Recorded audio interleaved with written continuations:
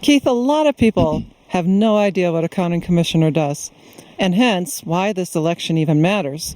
So, what does a typical day look like for a county commissioner? Well, the truth is there's no typical day. I mean, I wake up pretty early. Fortunately, I've always been an early riser. So I wake up, read the local newspaper, the online paper, the print paper, which is primarily online now, listen to the local radio news. I read the Denver paper. I listen to Colorado Public Radio to get the state news and perhaps hear things that are going to impact Chaffee County and things that we might have to deal with that are external to Chaffee County. So we can't just have our focus so narrowly attuned to the county that we might miss something going on in adjacent counties which are going to be important to us or impact us. I start going through emails. I kind of triage those. I have the ones which you might say, they're clip services. These are little news collection services, and you read through some of those. You see what the national news might be that might impact us, what's going through Congress that has an impact on funding, what's going through Congress that might have an impact on our public lands and transportation bills, those things that are in my issues portfolio, which I pay attention to, like public lands, like transportation, like jobs, education, and some of those sorts of things. And then I kind of rank those in order of what do I need to work on based on those and kind of establish some priorities. And that kind of sets me out for the day.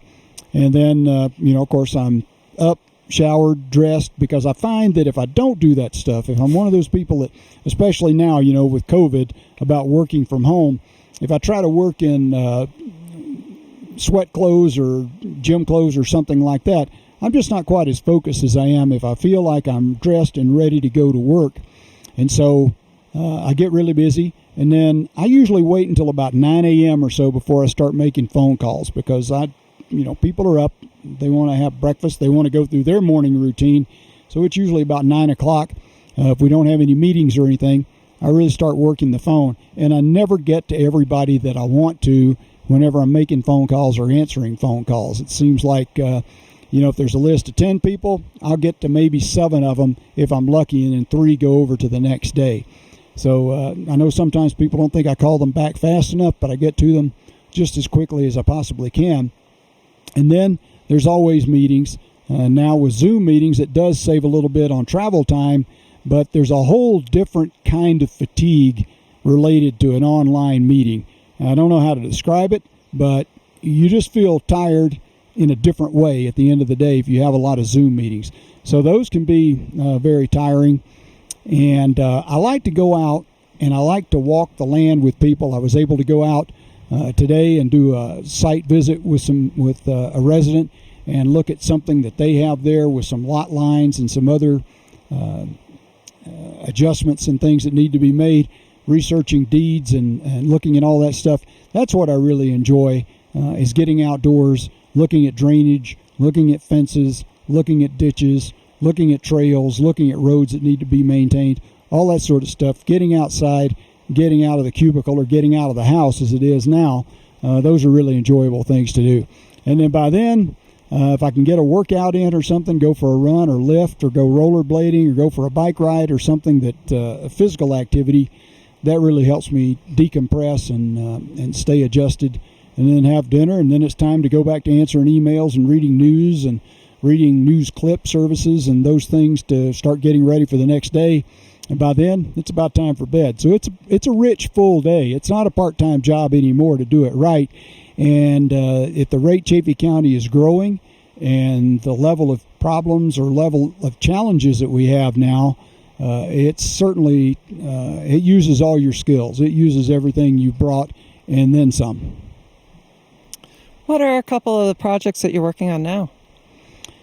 Well, in addition to helping our public health department and our human services department, our municipalities, our schools, and everyone else manage the COVID-19 pandemic, we are continuing to work on the comprehensive plan update. As I've said, just because you have a pandemic doesn't mean the wheels of governance stop turning.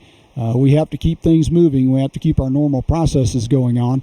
So the comprehensive plan update is one that we're working on right now. It is a big strategic level, significant project, and we're in our, we hope, third and final draft. We're getting public input on that, getting public comment, and it will go through another revision cycle, and then maybe it will be ready for the Planning Commission to look at and review.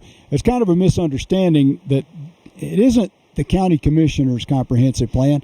It really isn't the Planning Commission's comprehensive plan. It's the community's comprehensive plan, and that's why we want a lot of public input. We sought a lot of public input early on, and we did get a lot of public input. You never get as much as you'd like, and people always feel like they weren't listened to. But it's kind of like the question that was asked earlier. We have lots of different constituencies. One of the lessons of the playground is it isn't always going to be all your way all the time. If you get a portion of what you wanted, you get a large chunk of what you wanted, and then others feel the same way, then it truly is a community plan. And that's what we want it to be. But the Planning Commission is really the entity that is tasked by statute with developing and presenting and adopting what is called by statute the master plan at the county level, but generically everybody calls it the comprehensive plan, so I'm not going to try to push that up the hill. I'll just go with comp plan as well. So that's a big one.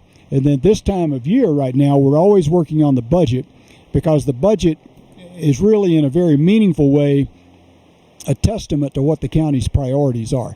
You can say our priority is roads and bridges, our priority is child care, our priority is affordable housing, but then look at the budget and see where the dollars are allocated, where the resources are committed, and that will tell you what the true priorities are.